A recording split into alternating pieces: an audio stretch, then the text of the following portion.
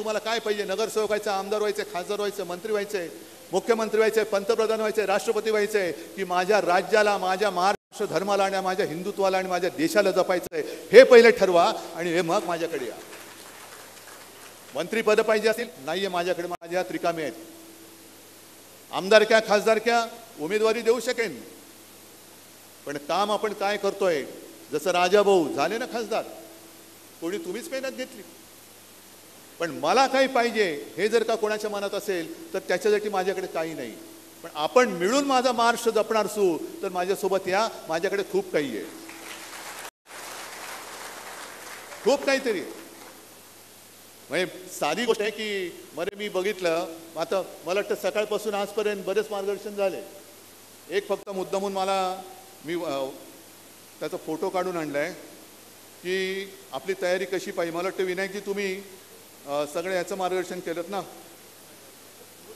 Booth management.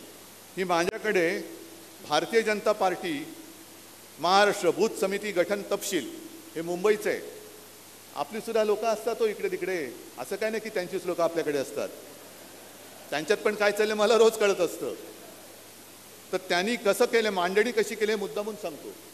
त्यांनी आता ह्याच्याकडे माझ्याकडे सगळं विभाग वगैरे आहे, ते मी सांगणार नाही, नाही तर कोणी पाठवलं ते कळू शकेल. पण हे मुंबईचं आहे. ह्याच्यामध्ये जबाबदारी, त्याच्यात नंबर 1 आहे बूथ अध्यक्ष, मग त्याच्या पुढे त्या माणसाचं पूर्ण नाव, मोबाईल नंबर, मग बूथ सरचिटणीस, नाव, पूर्ण नाव, मोबाईल नंबर, मग सदस्य, लाभार्थी प्रमुख, म्हणजे मला काय कळलं नाही कसला लाभ, त्याचं सुद्धा नाव आणि मोबाईल नंबर, मग सदस्य 2, सदस्य 3 करत करत 10 सदस्यांचं नाव त्यांनी दिलेले आहेत. प्रत्येकाचं पूर्ण नाव आणि मोबाईल नंबर. ही तयारी आपण केली पाहिजे.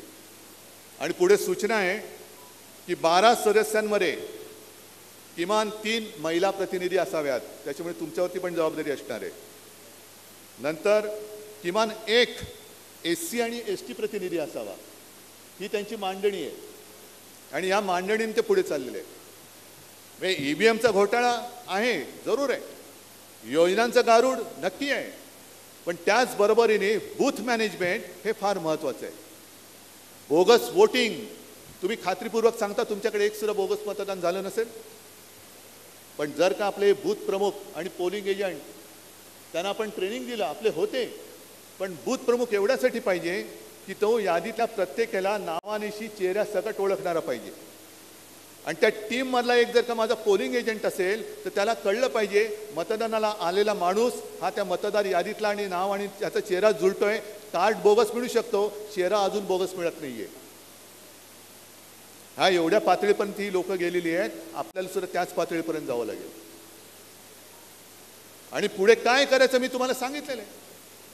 प्रत्येक वेळेला आंदोलन केलं पाहिजे, आंदोलन केलंच पाहिजे, पण इतर वेळेला जिथे जिथे आपण जातो, म्हणजे मला हे एका काँग्रेसवाल्यांनी सांगितलं, निवडणुकीनंतर घरी आले होते, मला म्हणाले साहेब काय झालं आपलं विधानसभेला, आपल्या 3 पक्षामध्ये जी काही खेचाखेची चालू राहिली होती त्याच्यामुळे जरा लोक पण संभ्रमात होती.